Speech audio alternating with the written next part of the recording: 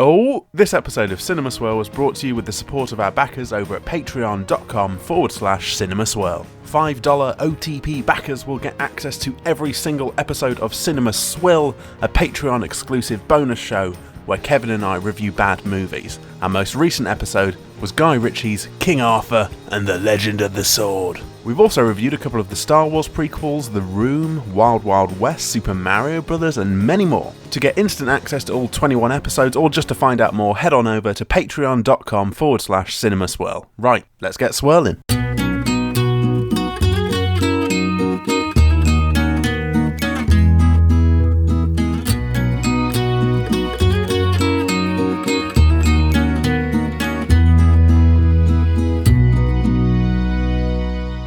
Cinema Swirl! Oh man, this is going to be such an easy rhyme because it's episode 69! Jesus, Mary and Joseph! We've come in here with a brilliant bit of fortune and circumstance in Cinema Swirl. Hell, once again, it's me, your old pal, Cowboy Kevin Mann, saddling up through all of these Hollywood movies, going through the seldom used water reservoir on the outskirts of Hollywood, California, looking at all the pristine, crystal clear movies pumping out at a rate of knots with my OTP, Sam Chaplin. Hey, how's it going? We've only got 351 more episodes until episode 420, but we've made it here to episode 69, and I, for one, am bloody excited. Yeah, it is obviously first and foremost a very rude number, and I think we should just draw attention to that. However, Cinema Swirl has had something of a dark cloud hanging over it for the past few episodes, and we here at Cinema Swirl, we want nothing more than to put smiles on your ears, and honestly, the smiles on all of your ears keeps me up at night because it's a genuinely grotesque thought. Filled ear. But even still, we endeavour to do so. And I was worried that we've been bogged down in the bullshit and the politics, man, and the dark clouds and the heavy shit, man. And we're here with something that ain't heavy at all. No, it's kind of fortuitous that we've got here to episode 69 after a bit of a dark period. The dark clouds hang over things. And I always think the solution to that kind of problem is a bit of seaside bawdy humour, alright? 69. No, but for real, we are going for something, I think, surely. I mean, I thought this last time for Indiana Jones. Yeah, right. Our film choice, this wasn't a swell vote. We thought 69, perfect opportunity. The timing has all worked out really nicely because there's a sequel out at the moment, which I'm very excited to see only once I've seen this movie again for this swirl. Yes, we are doing, as you will know, Bill and Ted's Bogus Journey. Yee. Now, bogus, far from being a word which sounds like meaning bad in Irish, it just means bad in the 80s or bad on the west coast of California, Hollywood, where all the skater boys and surfer dudes and babes hang out saying cool things. Sam, Bogus Journey, Bill and Ted. I said last episode, nice fucking job. We haven't even seen the movie, and I'm saying, good job. You've been upgraded from nice fucking job to good job with this selection today. It's weird how different nice job and good job are, depending on how you... Can you aggressively say good job? Yeah, good job. No, I guess you can. Yeah. I mean, you can. that did sound... That went right through me, that. I think we'd be hard pushed. And look, I know there was a little bit of dodgy stuff in the first Bill and Ted, but by and large, I thought that was a fun time, lovely, silly romp. And that was the first film we did of the year 2020. Right at the start of the year, we did Bill and Ted's Excellent Adventure. And doesn't that seem like a long time ago? A long time ago. You know how I can tell it's a long time ago? Because I remember listening to that episode when it came out, walking somewhere. Because I had somewhere to go. And do you remember going places? I remember things, stuff... Yeah, that all the good things. Sometimes those things would overlap, wouldn't they? The stuff and the things, and they would happen concurrently. I think this is a safe bet. And you know what? The one thing that struck me as odd about Bill and Ted that maybe we did mention in our first go around is that, for me at least, the boy who was watching all the 80s classics when he was in his 20s and teens, Bill and Ted really didn't get as much of a look in for rewatches and all that, because I've not seen Bogus Journey since I was like 8, you know? Yeah, no, I see what you're saying. Like, in terms of the canon of fun-time 80s movies, Yeah. I didn't feel... I think I mentioned this when we were talking about Bill and Ted. I had never felt that pressure to see it or watch it in the same way that I had for things like Back to the Future. I know they're not... well, they are kind of comparable because they're 80s time travel movies. How about this, though? You've seen Wayne's World, haven't you? Yes, I have. Now, I was a big Wayne's World head as a kid, and I was also a big Beavis and Butthead head as a kid. And as a result of that, there's a part of me that wonders if me and a lot of my ilk, 90s boys and girls, who maybe thought that Bill and Ted was a little bit lame because it was for little itty bitty kids and education, and they were like, yeah, like, by the time our generation come around, we were parodying the likes of Bill and Ted. Yeah. Contrast that with Indiana Jones, which seemed to be required viewing every weekend you had a hangover in university across these countries. But I feel that there's a great appetite for Bill and Ted, and it has been building and building all these years. I feel like it kind of comes in little resurgences, much like Keanu Reeves' career, and we're currently kind of at peak Keanu, aren't we? Well, maybe not peak Keanu, but you said that in January when we did the first one, and it's nearly a year later now. Well, on the graph of Keanu, we're up quite high at the moment, and I think people have, maybe that's led to a resurgence of interest in Bill and Ted. I know they've got the sequel coming out and everything, so... It's important to remember, folks, that a peak can be a plateau at the same time as well, and that's not a bad thing. He's a very wide-topped mountain, is Keanu. Oh, you can have a quality plateau. Plateau feels negative, doesn't it? But you can have a good plateau. You can go up and then plateau, but good plateau. And good space as well, usually on a plateau, I notice as well, like, you know? You've got good plateau, and you've got gatto, which is a pud. So, you know, just something for everyone at home to enjoy that. It is a foolish man who built his plateau out of gatto. So, Sam, I was going to ask, just because we have the word bogus in the title. Bogus. Yeah. What could potentially be bogus for Bill and Ted? What could happen for these two nice boys? Well, look, I see where they're coming from with the title. It's quite clever. So we had Bill and Ted's Excellent Adventure, and now we've got Bill and Ted's Bogus Journey. Because Journey sounds shit, doesn't it? You know, Journey's bad. It takes a bit of time to get into, but it's a good game. You know, I really liked the final countdown. No, that was Europe. I stand corrected. But, you know, they've kind of twisted the original title. Yeah. But have they set themselves up for a fall here by saying it's bogus? I mean, this is, I think, largely not considered quite as much of an important film to watch as the first Bill and Ted, right? This happens with sequels, but bogus. Far be it from me to judge the filmmaker's sense of self, but it would be very funny if they were like, trying to earmark that this movie would be disappointing in its content by calling it bogus from the outset. Bill and Ted's shit sequel.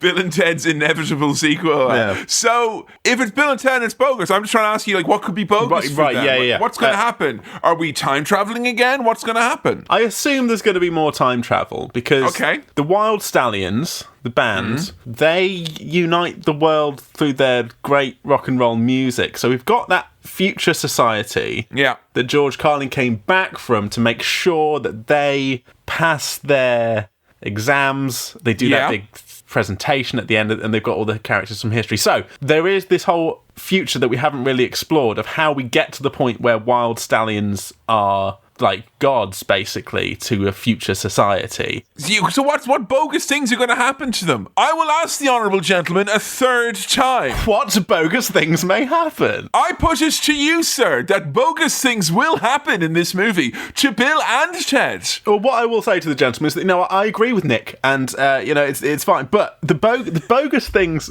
what might happen, could be... what could go wrong with... I was going to say, what could go wrong with time travel? What could be a problem with time travel? Maybe they encounter some figures from history who are mean, or they encounter figures from the mean. See, my mind immediately is them like on the beaches in Normandy going, "Oh, get down, dude!" And you're like, what if they met a mean?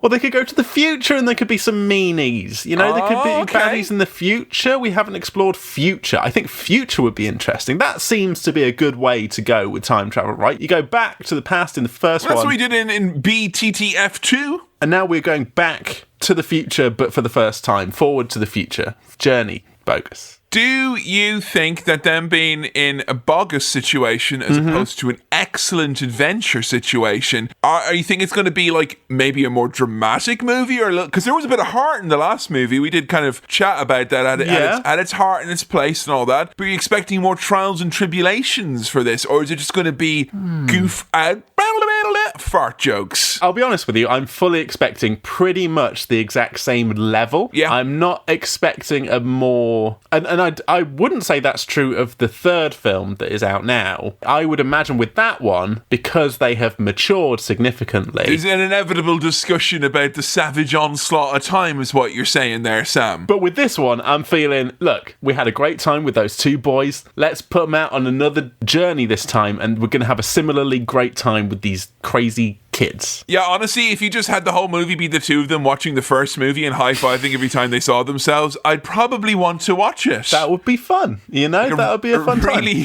reductive Beavis and Butthead. So it's safe to say that you're geeked, you're jazzed, you're psyched, and you're amped up, you wild stallion, for this fine movie sequel. Yeah, I had a great time last time, and I don't really see any reason why I won't have a similarly good time this time. Maybe the whole diminishing return sequels problem might come up. What, do you think there's a reason why we didn't have another Bill and Ted movie for fucking 30 years or whatever after it? Yeah, that does say something, actually, now I'm thinking about it. But if the first one was a success, then maybe budget has gone up and we can do some... They could do some wilder things here. Yeah, do you want to see some special effects? Yeah, especially if we're going to the future, which I've just guessed, I don't know. And George Carlin, very much still alive at this point in time, so that's great. He's going to be sticking around doing some George Carlin stuff. Are there any figures from history that you'd like to see crop up in this movie? Mean or otherwise? My mind is going straight to Winston Churchill, and I have no idea why, but I think and that you would see, be... this is at home. This is it. This is the confused blankness when you ask an English person to name a historical figure of note, and they're like, yeah. Why? But there was an empire of some sort, I believe. Surely someone ran that. No. I can't get the fog to clear. King Arthur. Oliver Cromwell. King Arthur's in there. Real. Yes, he is. Get bloody Ted pulling that sword out of the stone. Whoa, dude, you know, that would be fun. You know what? Excalibur. I know that we in Ireland are hardly one to be pointing fingers, seeing as we'd like to make a fight song about anyone back in the day. Yeah. But geez, I mean, making up kings now. Come on, you had like, are you seriously telling me you didn't have enough kings? You had to make one up as well. Seriously. Look, all right, you know, all right, you got me. Okay, I'm raising my hands. Right, mate, you know, Bill and Ted, right? Yeah, if you mean King Arthur, why don't we get those 1776 started BC? I'm talking about you overthrow Camelot. We have a little Boston Tea Party up in this. You see what I'm saying? Yeah? How about that? How about we jumpstart it, huh? You know what? I can predict that won't be happening in this film. That's my wild theory. Okay, that's fine. Are you worried that after watching all the dour movies that we have recently, that this movie has been put on something of a pedestal to be almost a load-bearing swirl? No, because I put Indiana Jones and the Temple of Doom on that pedestal, and I'm now just in this kind of weird state of being like, nothing matters, everything's wrong. There you go. If it does work, great. If it doesn't, I mean... Oh, sorry, Sam. The light has come on indicating that we've reached the nihilism quota to go into the mailbag. Hey!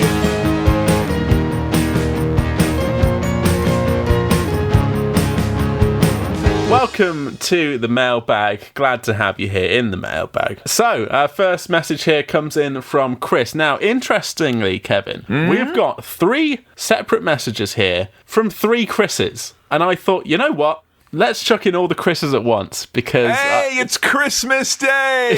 for our Christmas episode, here's some Chris messages. Chris be with you. First one comes in from Chris, who writes, episode 69, nice. Regards, Chris. We've had a couple of those, so I just wanted to get that out of the way. That, you know, it's very nice that we've done 69 episodes. I'm glad that you all agree. Our next message here comes in from Chris, who writes... I bet he's like, I'm sick and tired of everyone saying that all Chris's eat crisps.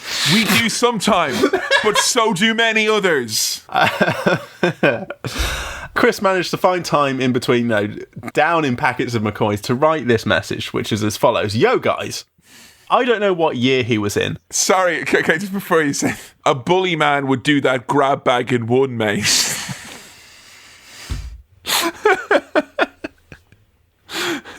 Sorry. No, it's okay.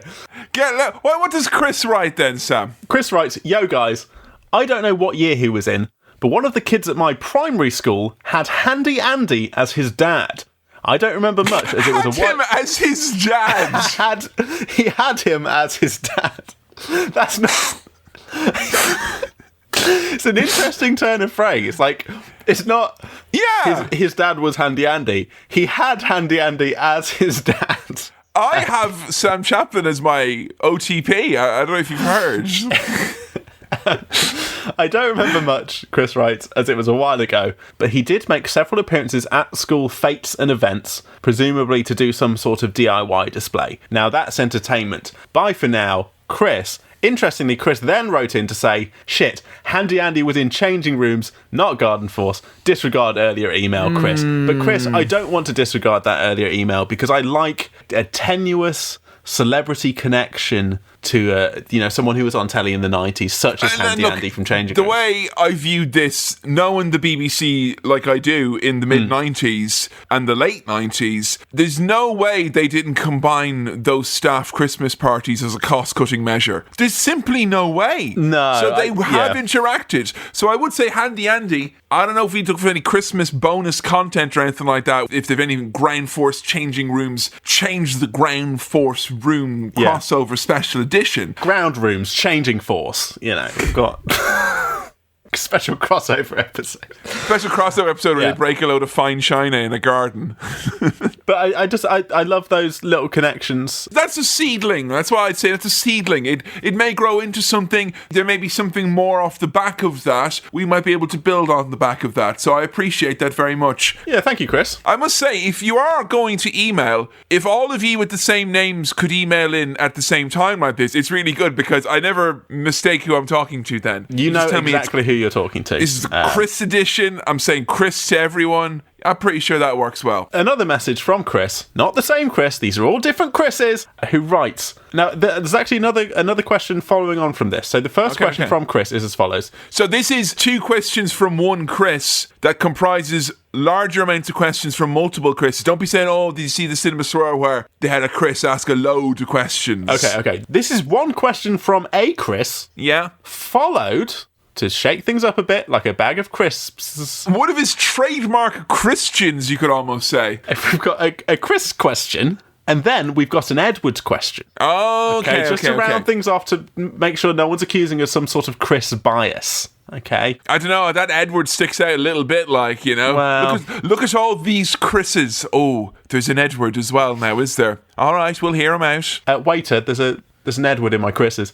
Chris writes... If you could special edition your own past Swirl episodes, what subtle but frustrating Lucas-esque changes would you make? That's from Chris. Now, Edward writes, I'm going to lump these in together because they feel similar and I like the point of discussion. Are there any of them films you'd like to go back and do a re-swirl of? Perhaps any you soften on or be more critical of now, whether it be from the passing of time or having a wider palette? That's from Edward. Now, to answer this in a kind of boring technical capacity, I have genuinely considered at times whether it would be okay to go back to early swirls and try and slightly remaster or remix them in accordance with the way that we edit things now. Not re-edit them, but remix the audio a bit, or put a little introduction for the Patreon on the start of it. Oh geez, that's a genuinely great idea. Maybe I should just snippets. It's not a bad idea. Well, because the thing I have found is, and I learned this like probably within 2 days of starting podcasting, is that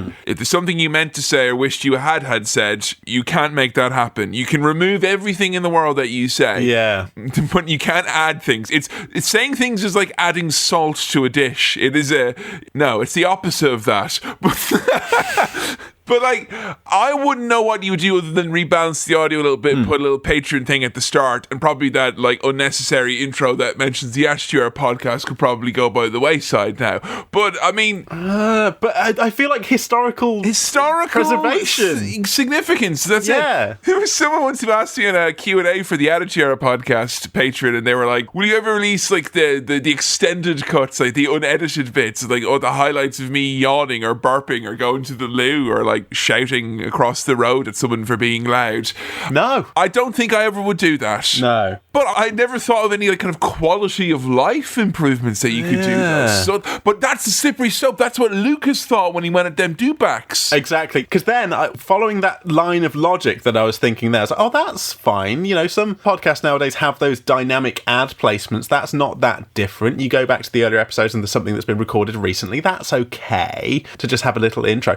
And then I thought, well, the RoboCop episode, we had issues with the audio there. That's true. And then I thought it would be very funny to re-record that, but not try again, just word for word, like it was scripted, have you and me go through and dryly just re-say all the stuff for the sake of audio quality to make sure that every episode is consistent. But, you know, things like that RoboCop episode, they deserve to remain as a historical document of a time, right? Well, Sam, as you know, as I've been accused of several times of years since I've begun this and other podcasts, that everything I say is actually scripted out in advance, and I have detailed legible notes saying all the things that I planned to say. I was genuinely trying to rack my brains to think if there's anything I said really regrettably or anything like that. I mean, the early episodes of Cinema Swirl are rife with examples of me talking out my arse or me saying things I completely didn't understand. Oh yeah. But like, I don't think there's like necessarily a part of me that wants to go back and be like, actually, I'll change the name of that director or that person I got wrong, because I wouldn't want anyone to go back and listen to those episodes and think that they were getting something that they're not going to get later on, which is someone who has an in-depth knowledge of all things movies and directors.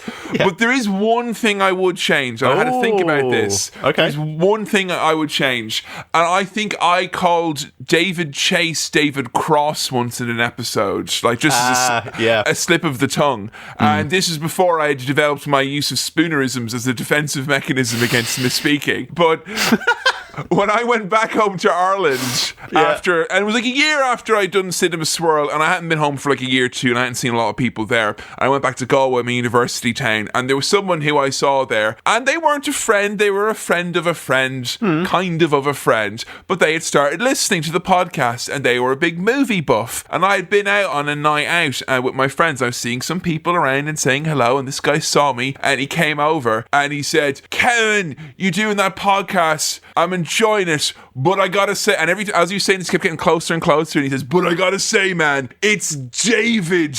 And he as he said cross, he burped, and I wish I could emulate the noise, but he went right into my face with David, and it smelled a bit like sick and a little bit like a damp room. And as a result, I wish that I didn't say that, not because I feel bad for David Chase or David Cross, but I'd rather not have the memory of that particular smell. Right, okay. But is that to the point where you'd want to go back in time and snip that out and change it? It's, you know... I can't edit out that damp breath, Sam. I can't be doing that. You can't edit out that memory, sure. I can't, you know? And it's like a stain. It's like a water stain. It's there, all brown and horrible in my mind. So it would be a futile gesture is what I'm saying. Yeah, I think, you know, as much as I want to do a goofy answer, I don't know if there'd be anywhere we could go back and do anything differently that would be a kind of Lucas-esque change. Maybe if we like come up with a new format, I could like add that back in, like it had always been there the whole time. Like, you know, when we, you know what would be interesting? You could do Cinema Swirl 2-disc special edition, and it's like you have the episode and it plays as normal, but at key points you lower the audio and we come in and talk over ourselves with commentary on top of self-indulgent commentary. I honestly don't know, because for one person might think it's fascinating to hear that, and other people might be like, have you seen that podcast where they went back on their old review of RoboCop and talked about what they did? Like, you know, yeah. I would love its kind of special Blu-ray bonus feature. Cinema Swirl Steelbook Edition. Where, like, we have little clips that piece together some of the, like, deep lore of Cinema Swirl. Because the last time when I went back and listened to the first Indiana Jones film, Raiders of the Lost Ark, that was the first mention of Tiffin, I believe, in Cinema Swirl history. And I like the idea of, like, really, like, clearly piecing together all these weird loose threads of things that we've said that end up becoming their own thing and dipping in and out of the swirl. But at the same time, a lot of effort in it. To answer Edward's question about going back to films that we might have, like, softened on or changed our opinions on, I don't know, and I can't think of any. But again, listening back to that old Raiders of the Lost Ark episode, I was like, I was a different person with different views, and I think I have voice, changed. You know, much lower voice.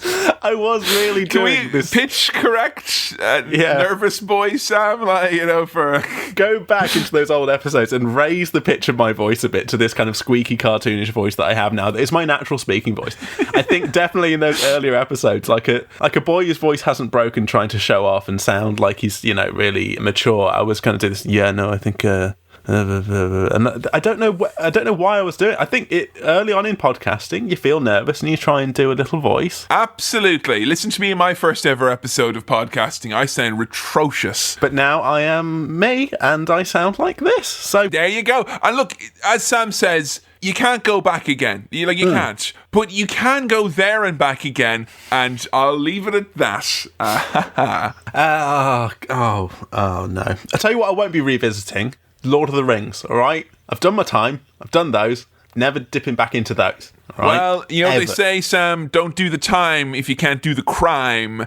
And we're now about to settle into, what a beautiful crisp glass of water in the desert this is. I am so excited, Sam. Any final predictions for Bill and Ted's Bogus Journey? Have you seen the poster? I have seen the poster. You know what? Because this wasn't set to a vote, so you would have probably seen less imagery than typical, no? From a time travel perspective, I'm going to want to take a little jot back in time to say, if you've got any questions, queries, or comments, you can send them into cinemaswirl@gmail.com. That's cinemaswirl@gmail.com. I think we covered up that mistake very, very well there, Sam. I have seen the poster, and all I seem to remember is that it has Bill and Ted's faces and the phone box and another figure, but I haven't looked at it in detail enough to try and... Typically, I would like to avoid anything about these films to try and come in completely blind and completely fresh to it. But through admin alone, I've had to look at a few posters and things like that. But for Bill and Ted's Bogus Journey, there hasn't really been anything that has come up either through my own accidental looking at things or through culture. Like, I think maybe some of the stuff that I had in my head before the original Bill and Ted might have come from Bogus Journey, but I don't know. I don't really know what's going to happen more other than, like, it'll be more of the same, I guess. Well, I cannot wait for us to sink our teeth into this. I ain't seen it since I was a wee boy, as I've said, so your guess is as good as mine how this will have aged. And let's go do a Cinema Swirl.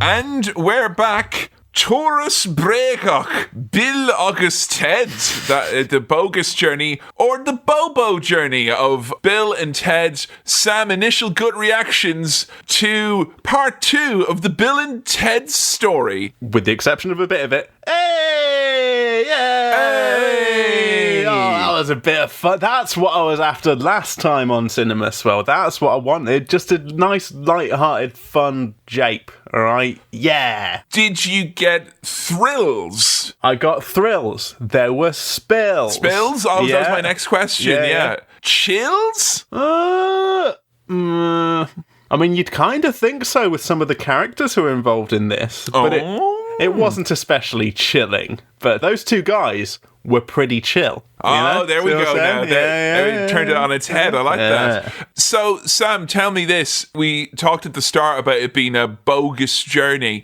and you hypothesized that perhaps they would meet some mean people from history.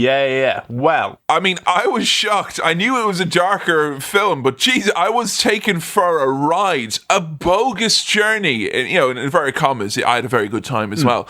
But were you shocked at the slightly darker nature of this installment? You know what? I was genuinely taken aback by the swerve of where we go here. I thought they were going to go down the obvious road, but they took a left along a dirt path. But do I feel all mucky and dusty and not sure where I'm going? No, I feel like I still had a great time and I've arrived at a suitable destination. And I'm really happy that you're using the car analogy here, because my next question was going to be, as the person who brought us into the crust of the roads, do you believe that we're now back into the pillowy middle? We're back into a pillowy middle is tricky to wrap your mouth around. It's a very tricky word. Well done for getting that first try. We're back into the pillowy middle. There we go. It's fun time Cinema Swirl territory. Here we are. This is where I was trying to get us towards. Well, I was very happy to start the movie off with a joke that I've only just gotten. In the year 2691, 69 in the middle there, isn't there?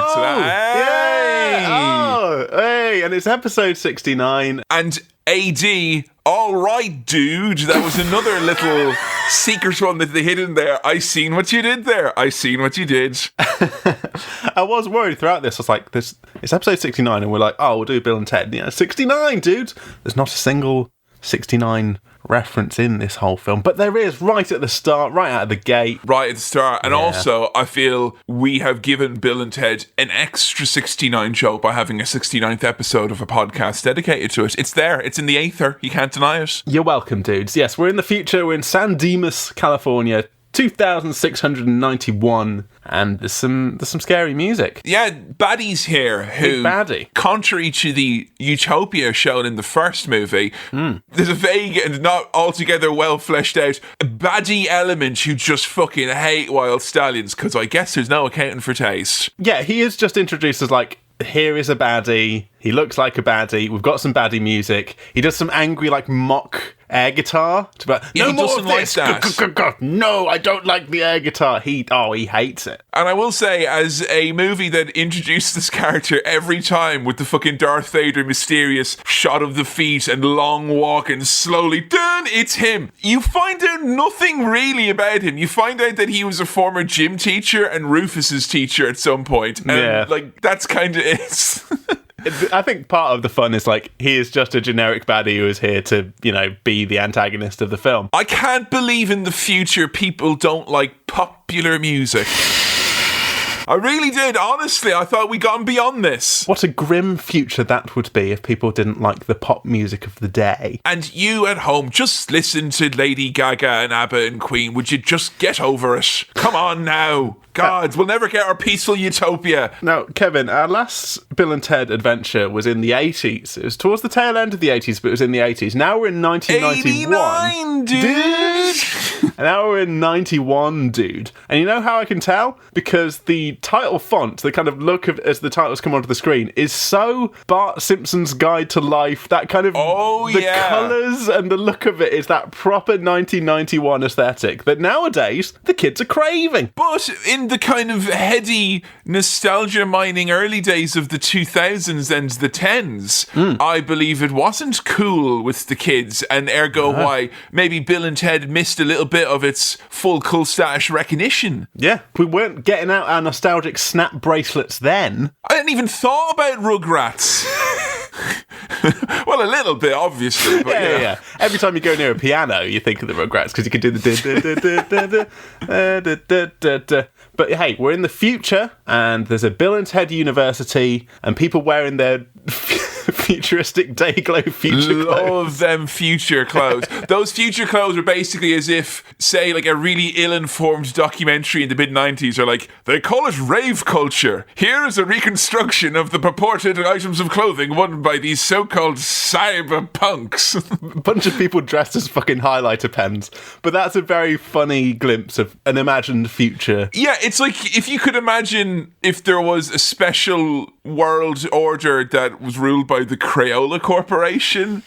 But it was not, like, it was all right. Like, it was a bit of a dystopia in the fact that they control everything. But it was all right. Like, yeah. nice colours. They are nice colours. You know, you can't argue with that. Here.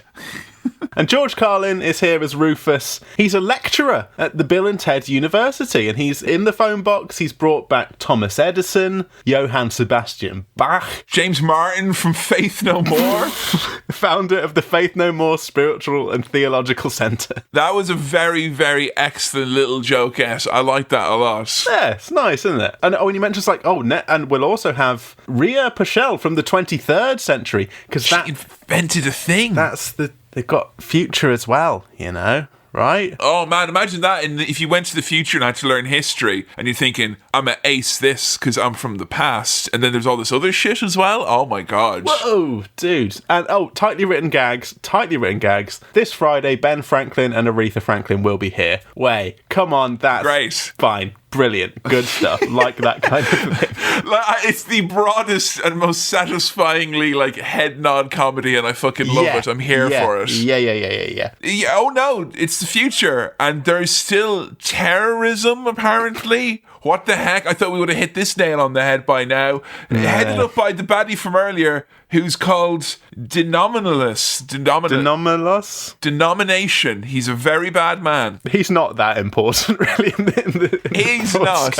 And he's not even really a means to an end. He's just there he is now, his big shoes. He's got the actual interesting baddies tagging along with him. Evil Bill and Ted robot cyborg androidians. And they reveal their robotality by opening their mouths to reveal gadgets and gizmos, and that's cool. We were like 7 minutes in, and I had to write down, this is upsetting me now, please stop. It was horrible. It was a bit gross, yeah. Oh, it's like, could you imagine going to the cinema and being like, yay, it's Bill and Ted.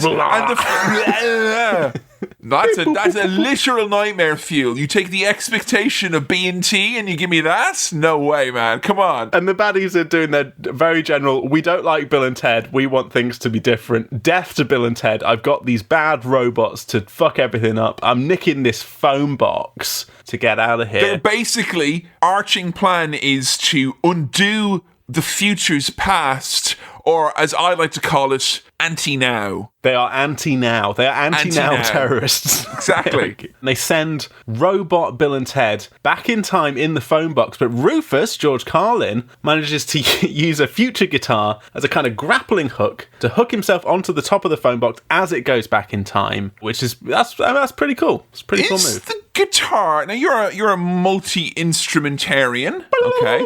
Yep. And he was doing that actually mocking a cello while he did that, which is what was most interesting. You can get that saying out of it, but it's a bit hard. Yeah. Would you say that the guitar is the most versatile or even the most practical of the instruments that could do things like, general action like grappling hook or a weapon or something like that? If you're going to go into a survival situation with bar grills, what instrument are you taking?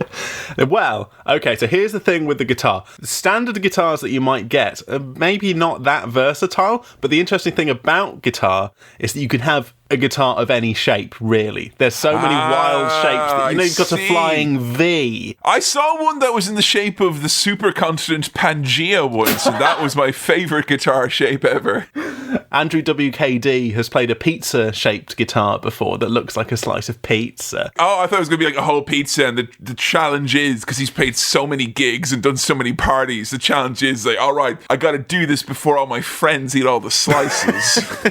So I think as a kind of get out of jail free card, if you were in a survival situation, you could say, oh, I can only have one instrument. I'll have a guitar shaped like a life raft. And then you'd get your thing and you'd be all right. I think in that way it is versatile. And the one that George Carlin does lob is this kind of future one, but it's angular enough that it would kind of attach. It would gain some purchase. I would imagine in their life raft shaped guitar that the notches on the side to tighten the strings, that would be where you'd put your paddles, right? Sure. Yeah, the machine heads would be where you'd pop those. It was on my mind, Sam. I thought I'd ask. It's a versatile instrument for any kind of escape purpose. We cut back to the past present, where the Wild Stallions are playing in their band with the two musically adept princesses that they fell in love with in the last movie. But truth be told, they stink! You stink!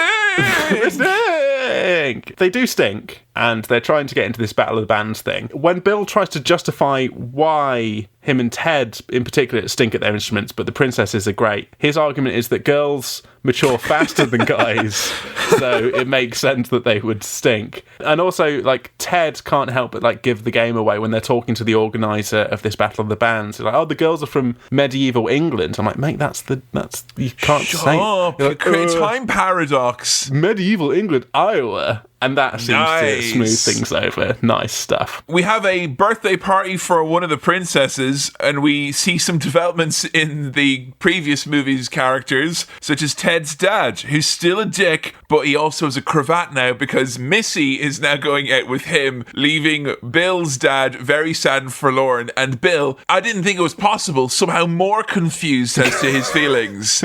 Yeah. So this was very much, if the last movie gave a whole generation of people a weird kink, this one certainly stirred the pot again, like to make sure all the bits at the bottom were brought up to the top and incorporated and all the flavors got to know each other. I love that Bill's dad, who is now divorced from Missy, looks sad and is just standing there eating Twinkies, which is like... That's great. We get some nice, like, loose threads from the first film coming in here. So we've got, okay, Ted's dad's still a dick. There is still the imposing threat of military school. At any time. Colonel Oates, he's like, both of you and the princesses could go to military school. We similarly have, like, big endgame prize here. It's not that they're going to pass their exams, it's that they're going to win a record deal and loads of money in a Battle of the Bands. So it's like, we're kind of in the same zone that we were for the first movie. But something different happens here, which is very cute. Our two boys, Bill and Ted, they propose to their relevant princesses at the same time. This is very, very sweet because they're real stupid. The original himbos, Bill and Ted here, putting it all on the line. It's they have poems of love which start off somewhat different, but they follow the very similar format where they just list things that are bad and then list things that are good. Yeah. And then at the end, they're pretty much saying the same bit. It was very sweet. I loved it. I think it's meant to be that classic thing of like copying homework, but making sure you change some of the words. The requisite amount of words. Exact same rhythm of things, so they just change some of the adjectives. Quickly, no one put my vows through Turnitin. And as their proposals are accepted, they both turn to each other and go, yeah, blah, blah, blah, and do a little bit of air guitar stuff. They're still the same cute dorks we left last time. In a storm of lightning, and I thought I was just writing this for shorthand or ease for myself, but the characters do start getting referred to simply as Evil Bill instead. Which I really like. And they even call each other Evil Bill or refer to themselves as, I'm Evil Bill, Esquire, this is Evil Ted. Yeah, Evil Robot Bill and Ted have arrived. They try and land on a cat as well, by the way. I had to rewind that to make sure I didn't imagine it. That's used as a device. I think it comes up later. In order for us to, like, as an audience, differentiate between the two similarly dressed Bills and Teds, it's like, oh, now we know we're with the evil ones because they're trying to kill animals all the fucking time. There is no scene where Evil Bill and Evil Ted are on screen and you're in any doubt as to who is the genuine one. No. And I think they were worried about maybe there being any mistaken stuff for the little kiddywinks watching it or whatever. But yeah, they're very silly, evil versions of Bill and Ted. And like there's some part in the movie later where they just start smashing things wantonly. Like there is a constant smashing of things or a desire to smash things. Yes, but I think still Bill and Ted have that exact same lovable charm, even when they're utter evil bastards. Like they do it in a way that is so cute. cute. And it makes you appreciate that the movie harnesses Bill and Ted for good, while they could easily be the most horrible ding-dongs ever and still be kind of adorable. Exactly. The evil Bill and Ted have pranked the real Bill and Ted by doing fake girlfriend voices to say that their girlfriends are leaving the band and that they've gone to the desert to be alone. And Bill says this is most non-heinous, which I can't even wrap my head around the double negative there. I think it is heinous. They are very sweet, like before they find this out, they've got big plans with marriage, such as them saying, when we're married, do you think they'll stay over? Yes, our girlfriends are currently most chaste. So it's sad to see them get dumper-rude, and like legitimately, it tugged on my heartstrings so much to see them sad and eating junk food and watching Star Trek miserable. It was like, I didn't expect to feel the feels for Bill and Ted. I realize I care about them an awful lot. Yeah. I guarantee you I'll be bawling like a fucking baby in that new Bill and Ted movie. Probably. Because they'll do a bit where it's like, we're old. Like, dude, we are most old. It's like me in fucking Avengers. Like, why are you crying, Kevin? Because Ant-Man is here. Now, when robot evil Bill and Ted show up at the place where real Bill and Ted are, real Bill and Ted are very chill about it. And I briefly was like, why are they not freaked out by this? And I'm like, because they've already had a time travel escapade where they meet their future selves, so that they don't think this is weird. That they buy it a hook, line, and sinker. And dude, it's us from the future again. Whoa, crazy. And they just assume that anytime something from the future comes, it's going to work out in their favor. Which given their history with it, you couldn't really blame them. They go on a most unprecedented expedition where they're taken out to the desert, and it's everyone is like super excited all the time. Like Bill and Ted are really excited, and evil Bill and Ted can't hide their excitement to like kill them. no, they give the game away while they're in the van driving. They're like, dude, why are us from the future being dicks? Because they're so excited about killing them. Real Bill punches robot Bill in the head as they get out of this van, and they reveal that they're evil and stuff. He punches him. So, you're metal, dude, because it hurts his hand. They're like, yeah, I'm metal, and then they do some air guitar stuff. They even kind of enjoy their own company sometimes when they bond over the fact that they all like the rock music.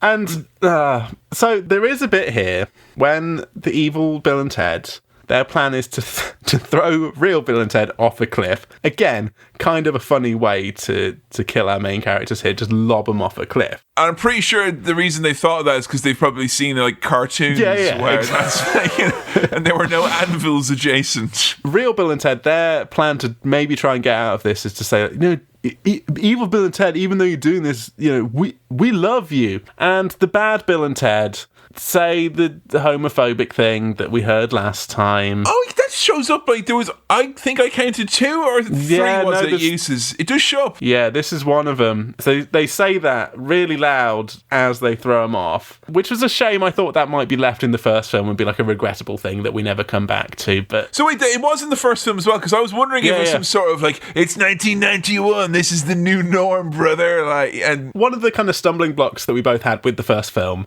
was that there was a scene where they hugged each other and showed affection, and immediately were like and said a bad thing.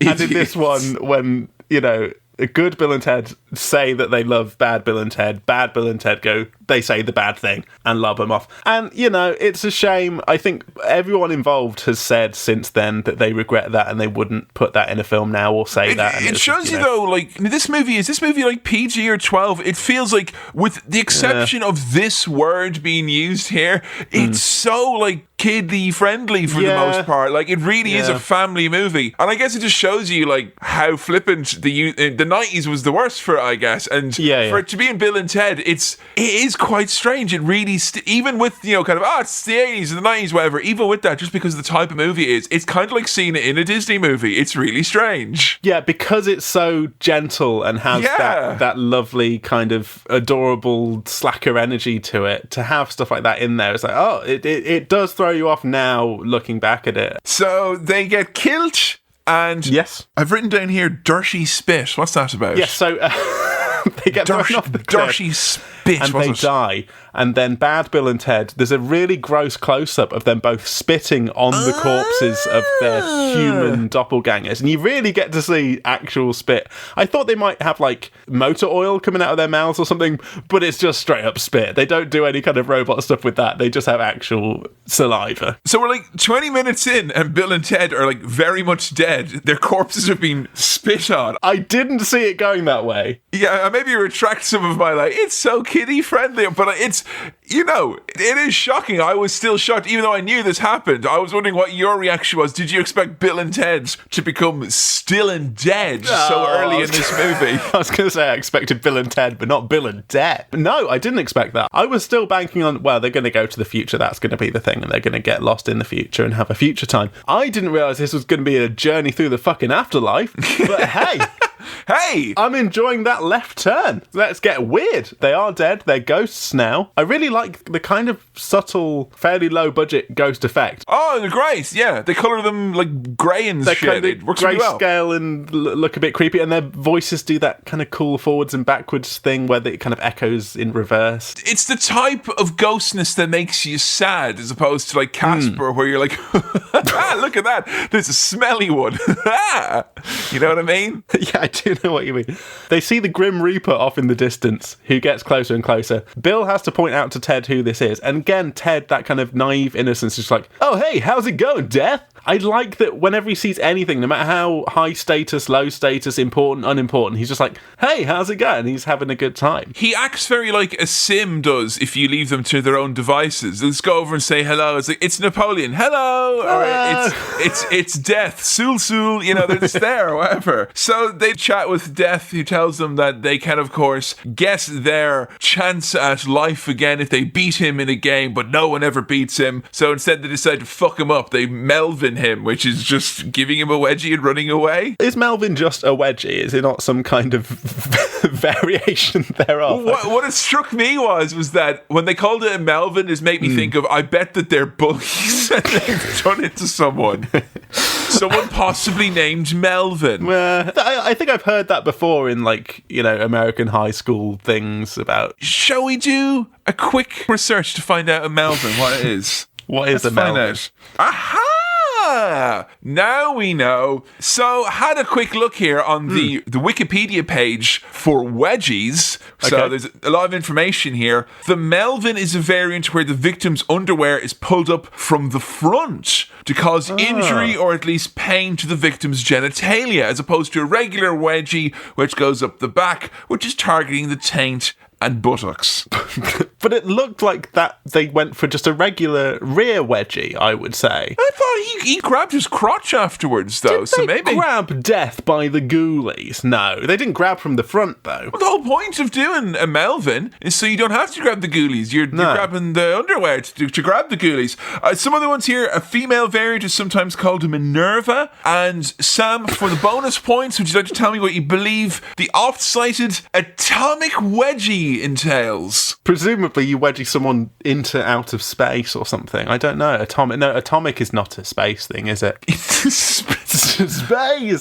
A particularly powerful wedgie. Oh, is that the over-the-head one? Yes. Yeah, there we go. Or, as we like to call it, the mask wedgie. The mask wedgie, which means you should not do it ever. So now we're all abreast of wedgie terminology. They've Melvined Death himself. And meanwhile, evil robot Bill and Ted are being proper creepy jerks to the princesses. They're literally, you come and see them, they're on top of them. And they explain their assaults by saying, we're metal, put out. Yeah, boo. These are our bad guys. The princesses quit the band and look very sad. And they have to watch. They have to watch themselves assault their fiancés and the band break up as ghosts. And what the nicest thing about this movie was, and it's the one thing that really helped me through it, was that knowing full well, and the movie's very good at this, that Bill and Ted do not understand the enormity of this being hell, like of being the worst nightmare nightmare imaginable. They're just like, oh no, a thing. You're dead and watching your worst fears be actualized by evil versions of you. Whoa, dude. So it's nice that they're just taking everything at face value, and they constantly forget that they're dead as well. Like, that hasn't really registered. Oh, yeah, dead. Ghost, Bill and Ted, they're watching this scene unfold, and it's kind of a heavy scene. It's kind of sad, but there's some fun 90s CGI as the princesses walk through Bill and Ted, and they kind of go stretchy and go woo, woo, woo, woo, woo, and go wobbly and stretched out by the CGI because they've been walked through. I couldn't help but chuckle at the hilarious naivety where they're like, what are we going to do? And they go to the police like, boo, I've been murdered. I like how they're like, oh, no, this isn't working. We need to do so. Also, I've realised my Bill and Ted voice very much veers on, like, English person on a gap year. Oh, no, man, we need to go and, like, possess my dad. It reminds me of when you were talking about how Jack Skellington was, like, someone who came back from having been to London and gone back to his hometown up north. Like, it was that voice. No, but they have, like, frozen rosé, and they call it frosé. Oh, my God, like, you have to try it. I know, they don't have it up here, and I don't have one of those machines, but oh, my God, it's something else. They decide to possess Ted's police dad. This was excellent. We just jump into his ear, see if that works. And it does work. It works a treat. Oh, it was so good, this bit. I mean, I think the closest thing that came to, like, the Napoleon performance in the last movie was Ted's dad being Ted. He does great Ted acting. It's so good. It's hilarious. And the little subtle things as well, like when he tries to do the guitar thing and it plays like a kind of Simon and Garfunkel, like... Because he's old, and so it does like acoustic music.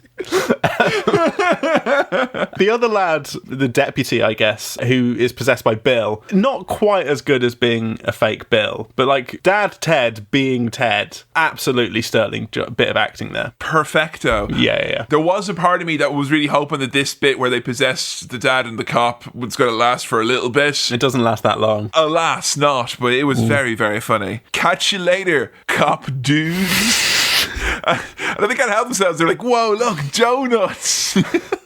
So now they're off and they see that there's people running a seance. One of them is Missy. Missy, yeah. Yeah. And so Ghost Bill and Ted, who are ghosts, actually turn up and do spirit stuff during a seance. The problem is, because a seance is happening, their spirits get cast down into hell. And it is a very, very niche genre of pornography where, you know, it's kind of a mixed message, stepmom, and you die, and she sends you to hell. Yeah. And then the devil eats you, and you're all small, like... The stepmom stuff you can get pretty easily. That other stuff, you're going to have to start... You're going to have to start financing. You have to start coughing up. Yeah. They do one of my favourite jokes as they're falling down into hell, which again, I'm pretty sure is from cartoons. Like, they fall for so long. They're like, ah! And they're still falling. Ah! And they just take a breath to, like, scream again. And they get bored and they're playing 20 questions as they fall. That's funny goof, falling for so long that you get bored. They arrive in hell, which is like pretty much the exact Doom version of hell as actualized in the video game Doom. Dark corridors. The long corridors, the type of low ceilings where you have to bob to walk around. Very, very metal versions of satanic demon known only as Beelzebub. And I do like that Bill says, when he's looking around at hell, like, oh, we got totally lied to by our album covers, man. Ugh. I love this version of hell. It's great, where it's kind of like a dull, industrial complex type of prison. I swear to God, I've seen like 10 things in the last few years that have used this exact version industrial of hell. Yeah. Like, I know the Preacher series that was out last year or the year before, the version of hell was pretty much exactly this with higher ceilings. Yeah, I mean, Satan just like pushes them down or like releases a trapdoor so they go down into these little, they're almost like ventilation shaft type tunnels here that they're running around in, just going into different areas of hell. Each one contains a version of your own personal hell therein. Including it's military school. countryman, and I know you don't want to have your porridge, but you're going to have to put up with oats for a little bit longer. And he's all up in their face. Give me infinity is a... I hate when I'm asked to give infinity. I can barely give infinity -1, let alone infinity. Again, that kind of childish, cartoonish, tight writing would get down and give me infinity. This was, I think, was like an early review of Cinema Swirl, actually. You are silky boys, and silk comes from a Chinese worm's butt. 5 stars would listen again. They do manage to get away, and they actually say to each other, dude, I think we're in our own personal hell. Let's split up. That way it won't get us as bad. Is their thinking there? It'll be more bespoke. It couldn't be that bad. I mean, I think if you and I went in together and we're like, right, like, let's combine our hells, I think the middle ground would actually be all right for both of us. I think. Yeah, you reckon so? I reckon so. I mean, we've all got terrible fears, but like, I imagine it would be some variant of someone going, a man, and... But the figure doing that is a spider. There's a spider going, a man, to and then me. you piss all over the mail, but it's letters that are very important to you.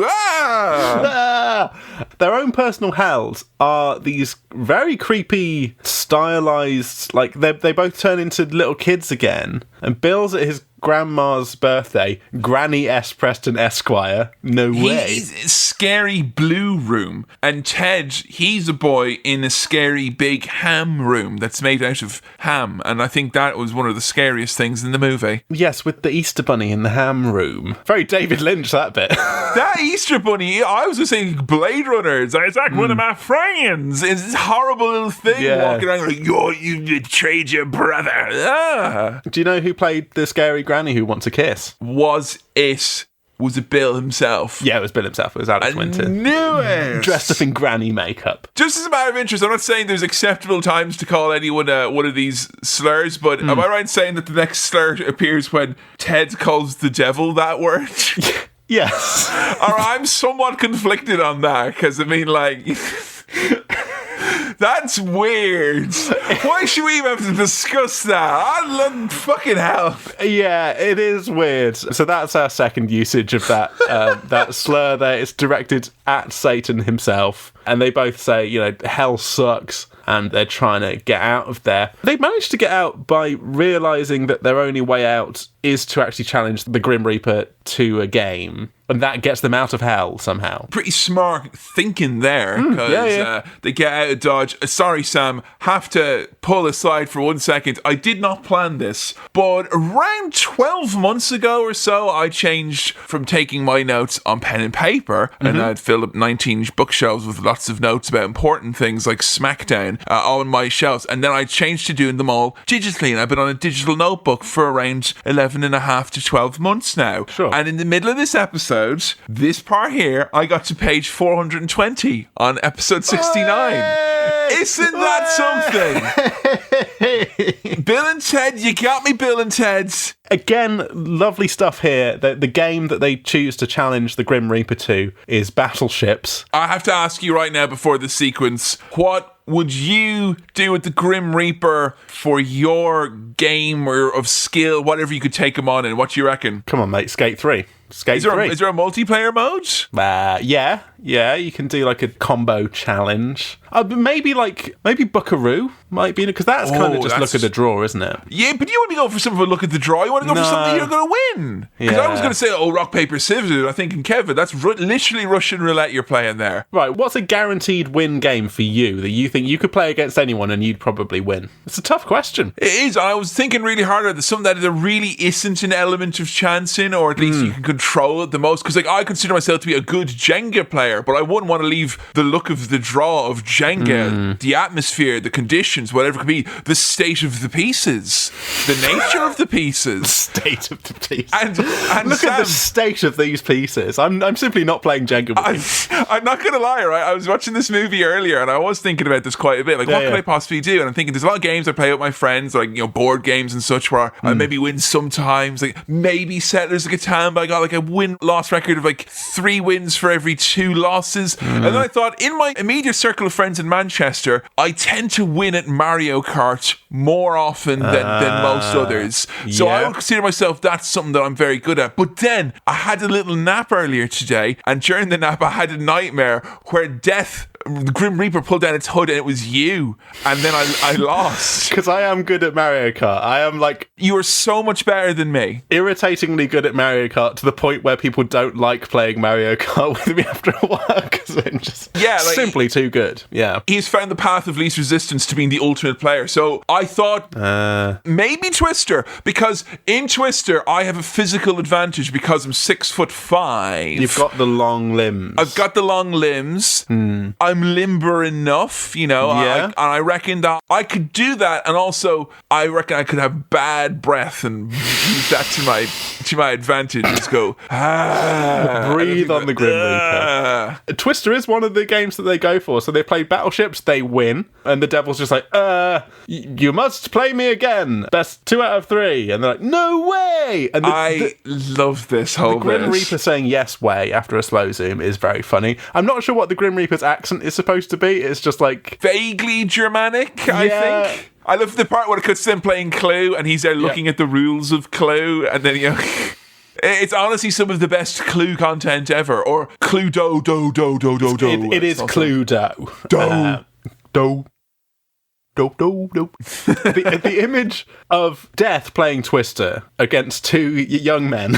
He plays against Bill, as far as I know. Yeah. And he even uses the smelly feet to his advantage as well. Yes. And that's finally the point where he concedes defeat and agrees to take them back to the land of the living and be on their team and do their bidding. I absolutely love this scene. It made me laugh so much. He made me nostalgic for all types of games. Had genuine fun think about what I might do, and it also made me feel genuinely better about dying, because I thought, that's the best advertisement for dying Hollywood's given us in a long old time. It felt fair, it felt just, we can get a chance back for your soul if you beat someone who's critically bad at games. So now I'm thinking, was Death just bullshitting when he was like, no one has ever...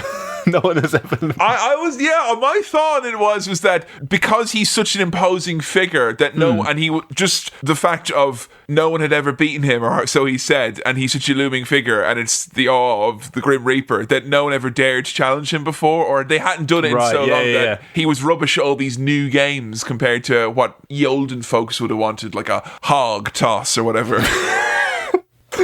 Beating Death in a hog toss. Actually, I'm changing my answer to hog toss.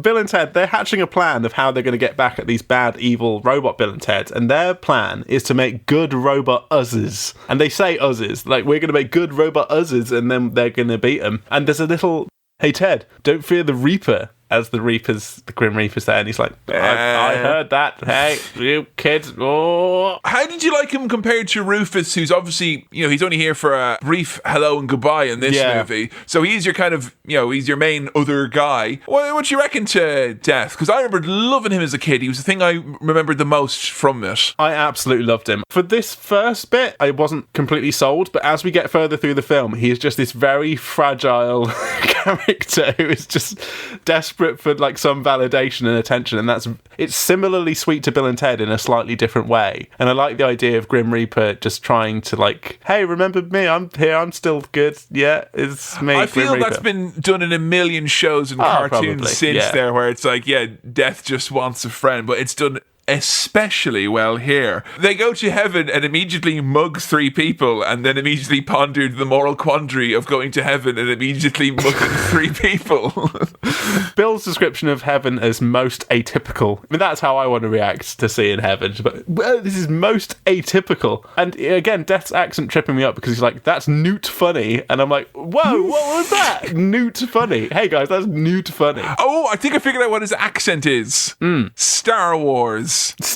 Yeah. It's Star Wars accents. Just some sort of generic foreign, but you can get away with it because they're aliens. They're all dressed up in silly outfits. Death is wearing like a big sun hat and like a dress over his robes. Yeah. They beg God for help in their quest to save the future, and God gives them not immediately explained help, because it was like, why did you give him a laminate? What's that for? Is there an overhead projector that we're going to Here's a clear disc. Here you go. And he says like, station or something. They're basically just saying, hey, God, can you find us someone who can make us a good robot to beat the baddies here? And again, Ted's got the kind of, catch you later, God! Whoa! And he just, even God, even arguably the most important figure he could meet, he's like, oh, hey, how's it going, God? Catch you later, God. And that speaks a lot to Ted's character. If you do think about the plot of this movie, it's literally like it's been pitched by a 7-year-old child on their birthday. Because it's like, okay, like, and they've seen the first Bill and Ted as well. So they're like, okay, but there's evil Bill and Ted who come and stop the future,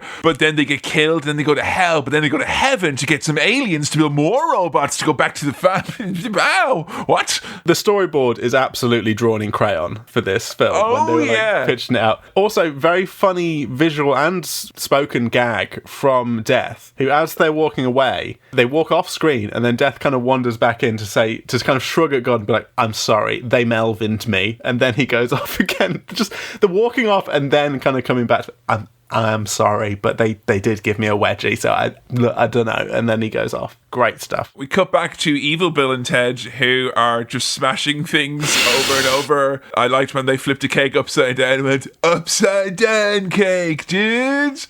It is, it's kind of like, if it's so scary to see that. I know we've talked about this before, but I like how quickly they went to like full on nightmare dystopia for the second one. It does really follow the trend we saw with some of the other sequels, like with Back to the Future, where it's like, hey, you imagine the worst thing that could conceivably happen in this universe. Here it fucking is. But evil Bill and Ted, they still have that charm of like puppies. So when they're doing things like, you know, smashing shit up or playing basketball with each other's heads, it has that thing where if a puppy is pissed on something, you can't be that angry at the puppy because it is a puppy, and these are still Bill and Ted, you know. And if a puppy removes its own head, you don't get angry at the puppy, you let it throw its head around and mix it with another puppy's head. You just kind of weep in horror. What's happening in front of you? So Bill and Ted meet Station, who are the most brilliant scientists, the most brilliant scientific minds you could possibly get. On loan from Dark Crystal, streaming now on Netflix. And they're little weird alien boys playing charades. The Catholic upbringing in me is questioning the presence of aliens from another galaxy. Right. And as soon as you see Station, you zoom out and there's all other little green men and whatnot. And I'm like, hang on a second. Where was this in the Bible? I think there was a line where they're just like, oh, you thought heaven was just for, you know, humans? Nope. And that's it, and that's fine. And they're like, it's from everyone in the universe can come to heaven. No, because that's for me to get my mind blown. Your mind will just be blown when you find out that heaven isn't just a half pipe. It contains many skate parks and facilities of all sorts. All different obstacles you can skate on. There's not just a half pipe. If heaven was just a half pipe, right? If heaven was literally only a half pipe. Purgatory is a half pipe, mate. Exactly. If you were in heaven and it was just a half pipe and you couldn't leave the half pipe and you had to just keep skating, that's like Twilight Zone. Wait a minute, I'm actually in the bad place here. You know, that's like a twist of the story. I don't want to just be on a half pipe, guys. No, it's hell for us, thank you very much.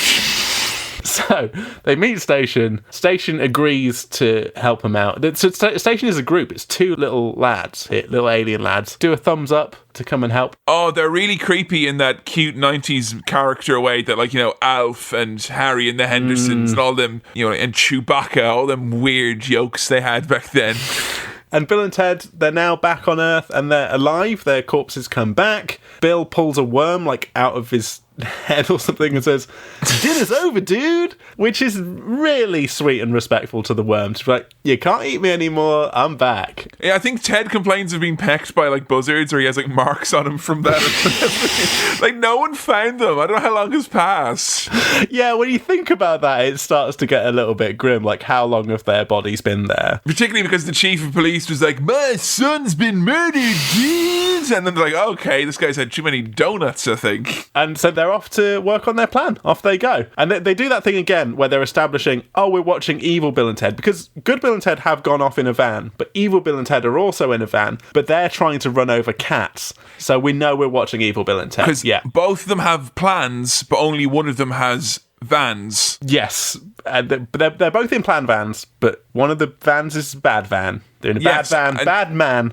There's Bad Man and Bad Van. And the other one's a Vanette, a.k.a. Car. And that is where evil Bill and Ted are, again, conspiring to run over cats. Yep, and they reveal to the princesses that they're robots because they kind of pull their chests open this time to show them the robotics. Not just satisfied with the horrible mouth thing. They're now just ripping open their chest to reveal Someone robot needs bits. to stop them, because if they take their pants off in the final act, I'm leaving. I'm not doing this anymore. And that thing you mentioned of like answering the phone as evil Bill S. Preston Esquire here. Like just saying I'm the evil one. So they're going to kidnap the princesses, and the best way to do that is to use God's given robotic gifts, evil breath.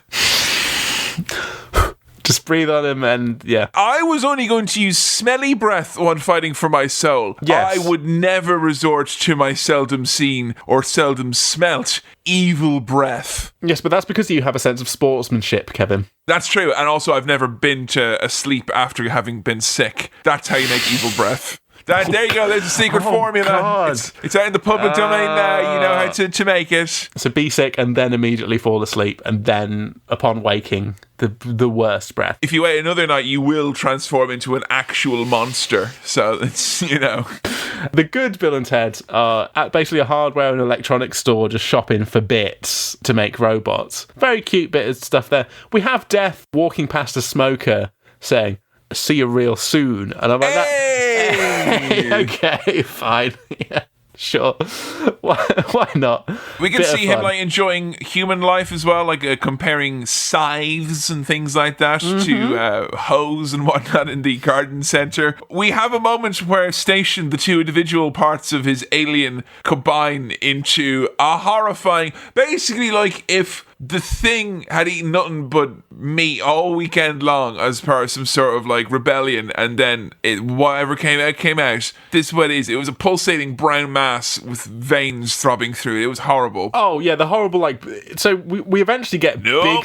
big Station, otherwise known as Newark Castle, not Newark Northgate. Excellent. But the process of getting there is that horrible amorphous flesh blob. We were that too long there, then Sam. comes out. And so we get a big Station goes, "Station!" and does it like a thumbs up and the air guitar. And so we've got, now Station is one alien character. And you got Station, which means you got a montage of Jamaican, and there's some serious uncanny valley shit going on with these robots. They are kind of like, say if you took, the crash test dummies, the beloved 90s childhood property, test dummies. If you took that, but you gave it to one of those writers who's like, what if we took Batman and made all the baddies sex offenders? What if you made him design them? And it's like, the Mad Hatter's a paedophile. Yeah. This is what, he would look like. The Riddler's a diddler, that type of a thing, I don't think anyone's done that, though. I don't think anyone would be brave enough. It would take someone with real bravery to do something like a real that. genius as well, a real fucking Einstein. So we get some fun rock music while Station is building these robots in the back of the van. And Ted's reaction to good Robot Bill is like, "Whoa, how's it going, good Robot Bill? This is not bad." And, they do kind of look like him, but they don't really properly look like him. They're not photorealistic in the way that the bad robots are. They do look like fucking robots. No, I mean, they are as photorealistic as the graphics of the Nintendo would have been at the time, Yeah. They're very good, like, early 90s analogs for the digital elite versions of the future. And so, hey, it's our big showdown time. Here we are at the main event of the film. We're here at the place where all the kids have to do their presentation. Whoops, I mean the Battle of the Bands where all the bands have to perform. So, evil Bill and Ted literally have princesses hanging from the rafters, and they've said they're going to kill them to the finale. They say this to the promoter lady of the Battle of the Bands, and she just says, "Well, good luck." We later realise why that happened, but at the time I was like, what the fuck? They're just like, we're going to kill these princesses. She's like, okay, great guys, see you The way later. everyone reacted to it, I thought they were just like, oh, this is because it's early 90s America and family values are in the toilet with the Motley Crue and the Satanists and the Dungeons and Dragons. I thought they were like, Yeah, sacrifice human blood. Dude. Go on, Ozzy, kill some princesses, show them how it's done. And we get a bit of Primus playing at this Battle of the Is that Bands. who it was? A little cameo from Primus, playing one of their Primus songs with the funky bass but the metal-y guitars. One of the Primus songs? Which one? You know the... Yes. Oh, I've heard of Wild Stallions, but Wild Fusions of Style, that's something else. Well done to those Primus guys. Evil Bill and Ted are genuinely happy when regular Bill and Ted show up with robot good versions of themselves to fight them. They're like thrilled that there's a development of this nature because they're like puppies and they can't even help themselves to be excited about their own downfall. Oh, and the actual showdown between these two groups is really good, that everyone's kind of having fun. The audience of the Battle of the Bands are enjoying that this is happening. They're kind of whooping and cheering along. It's the greatest show they've ever goddamn seen. And there's a score to this that is like rock music that suits being in a Battle of the Bands scenario, but it's not just they're playing a rock song, it's like scored as rock music because it kind of stops and starts as they're saying things. Anyway, it's a really good face-off here, and the good guys win because the good robots like punch the heads off the bad robots. Again,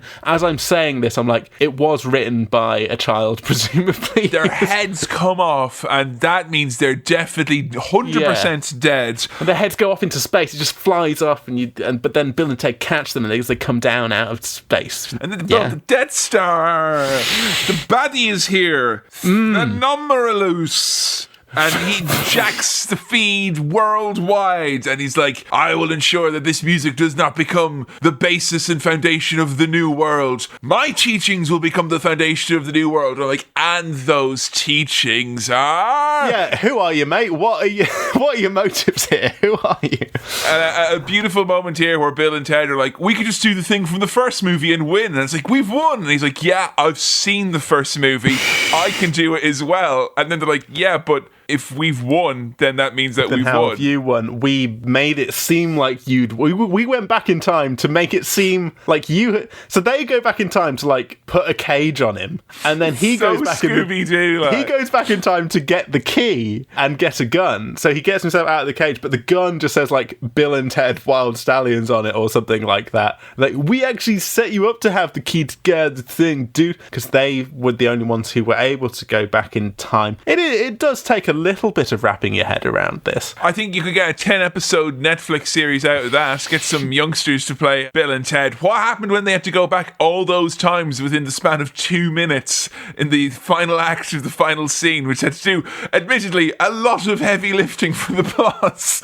No disrespect to Bill and Ted, but like that's quite a lot of figuring out how to make time travel work in your favour. That's the charm, though, where like, I think when they finally are kind of like, hey, let's actually wrap our heads around this time travel stuff, and it's like, it's so complicated. Like, you know, Bill and Ted has as good a job at figuring out as you do. So Death, who throughout this has started doing that thing, like when they revealed the robots and they're like, oh, great job, Station. Oh, Station, you've got a great bum. Death was like, I made the wigs of the robots, and actually reaping takes a lot of calories, and I've done a lot of great work working out my bum. A lot of initiative on that task, Lord Sugar. I'm not just sinking into the background, Lord Sugar. I am actually an active... Look at my bum, Lord Sugar. It's great. Just stop crediting everyone else's bum. But Death gets to give the bad guy a Melvin, and he looks absolutely bloody delighted that he's getting to... He's not Melvin, he's the part Melviner. Of the gang now. Yeah, he gets to bully someone. Yay! And there's like no sweeter feeling than becoming one of the bullies. It's a heady feeling, I'm sure. And there's a line when Ted's dad comes in to arrest the big baddie Denominus. I love the idea of just him being like a time traveling guy from the future who just gets like, lock him up, like goes to prison. Death says, book him, Daddo. I'm sure he does, and I don't think I've ever heard Daddo. Daddo or Daddio? Maybe Daddio. Maybe. To me, it came out as book him, Daddo. Which, look, if we want to start making Daddo a thing, I mean, like Daddo. Why don't we both try and when we both next speak to our dads, we'll both try slipping in a dado there and just see how it goes down, you know? Just a little trial is all. I'm not committing to it or anything. It's as if we haven't had enough left turns, crazy twists. So many. It turns out the lady who was promoting the Battle of the Bands was actually Rufus in disguise. Of course, keeping a watchful eye the entire time. And there's a moment then where they're like, wait a minute, we have to get good. Hey, we're still shit. We're still terrible. And then they go away for a 16-month kind of retreat and come back with babies. Awesome new heavy metal hairdo looks. Got and beards. of course, Bill's got the old ZZ Top business going on. And they've got a big band now with Station, Princesses, Death is there as well. Everyone's having a super fun time. Just like all the super groups, like Wings and the Highwaymen. Yeah, I love that Death's playing bass. If you're going to put Grim Reaper on any instrument, it would be a big old double bass. Oh, hell yeah. And then this is the moment, Sam, where apparently the creators of the movie and Alex Winters / Keanu Reeves kind of part way with what happens in the actual movie. Okay, because like their big Battle of the Bands performance where they've gone away for 16 months but have come back in the present and they play a show and it's great. That, because the baddie broadcast his message onto every telly, this is now broadcast to the entire world on every telly, the Wild Stallions being great, right? And everyone, even Old English itself, loves the Wild Stallions. And the dad in the England family is the same guy who played Death. Oh, how about that? A kind of English father. That's Death. An English father, or Dado as they're colloquially known. An English Dado. And they've all seen it. So where's the divergence in terms of what's happening here? Because we do get that kind of spinning newspaper credit sequence where it kind of shows what's happening. But yeah, I started taking note of some of my favourite ones here. So Stallions toured the Midwest, increases crop yield 30%. Album gets to #1. They play Wembley Stadium. They play the Grand Canyon. They bring peace to the Middle East, confounding the efforts of Dennis Rodman and Steven Seagal combined for geopolitical influence.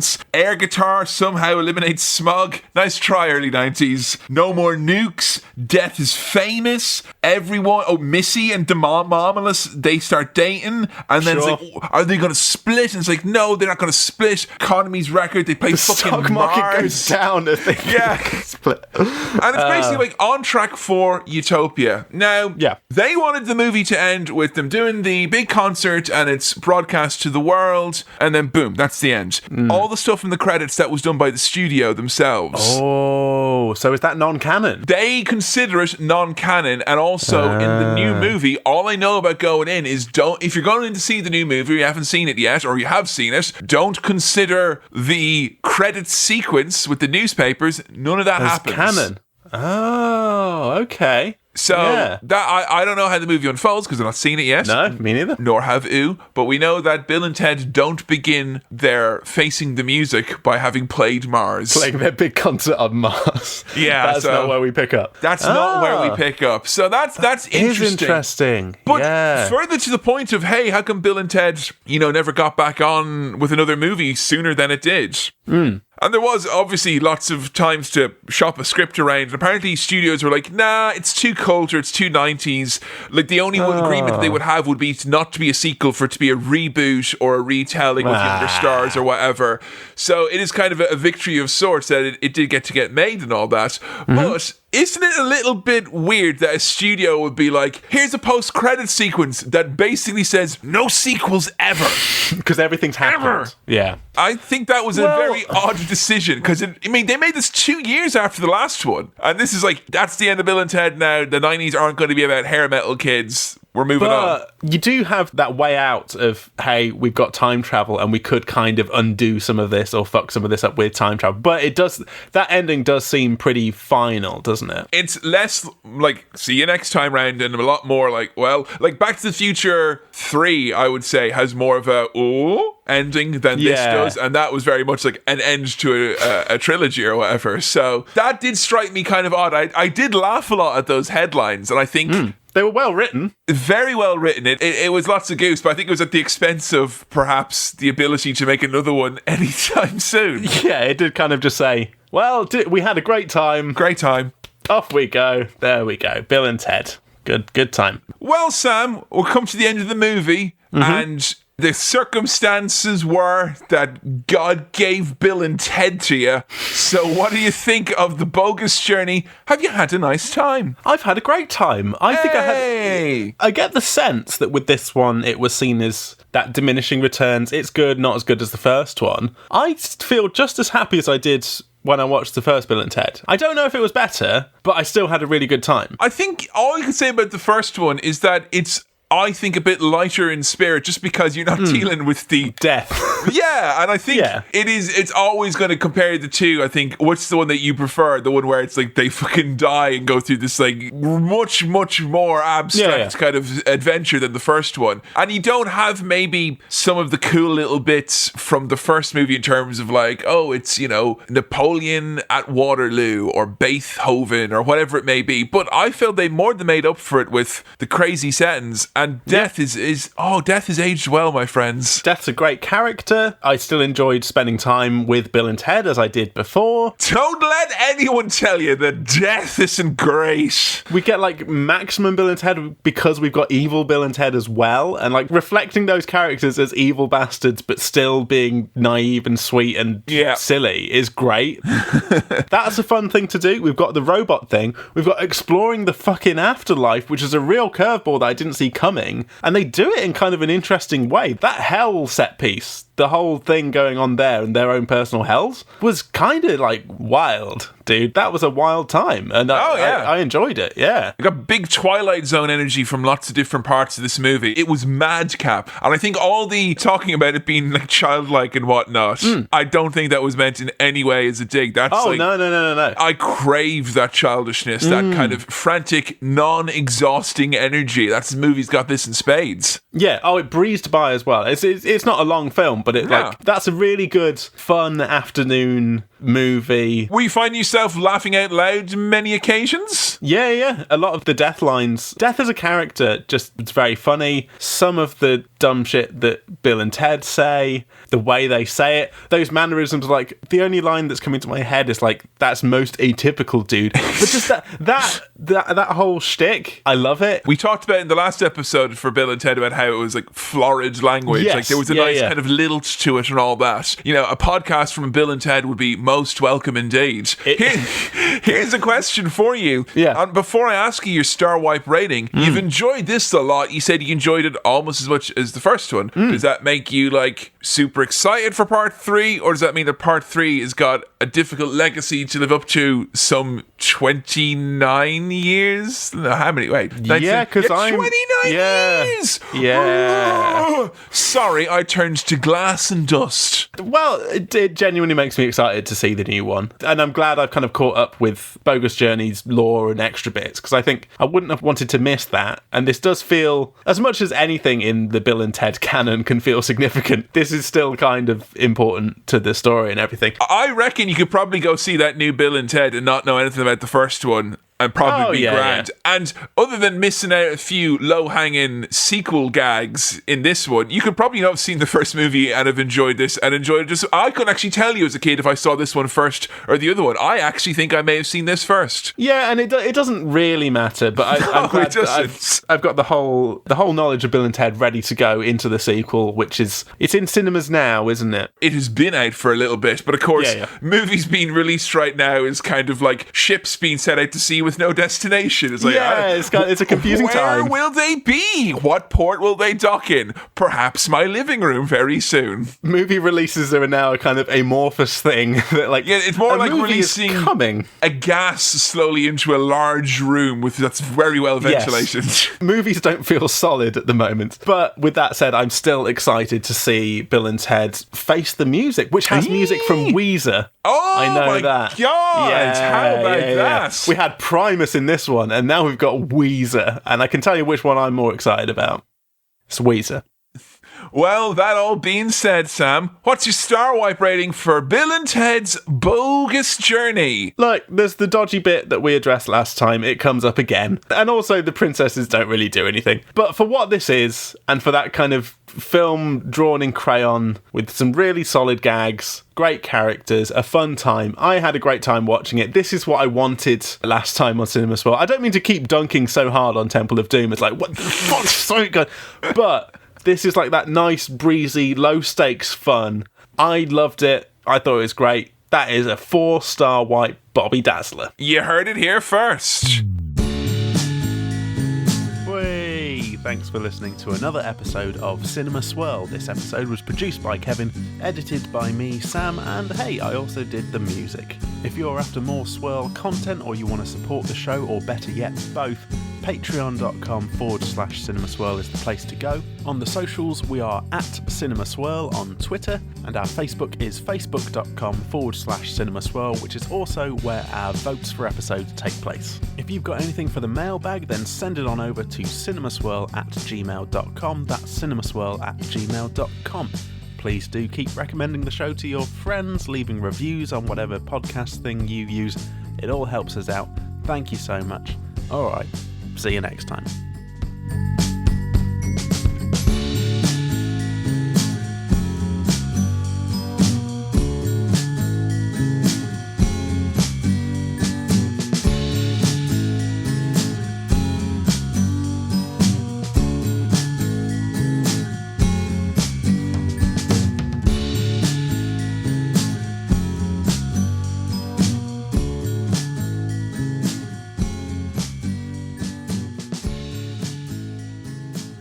So I'm going to go have a little wee and I'll be back in a moment. Enjoy your piss. Enjoy your piss. Enjoy your piss. Enjoy your piss. Enjoy your piss. Enjoy your piss. Enjoy your piss. Enjoy your piss.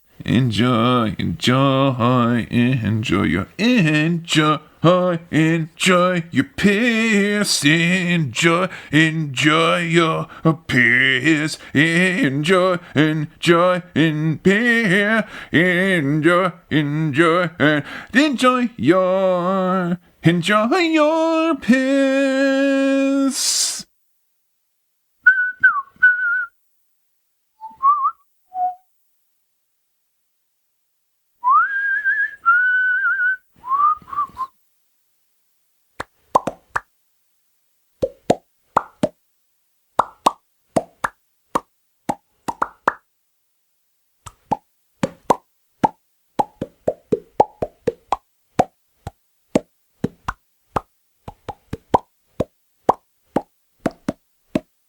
Ah, one of the all-time pisses that was.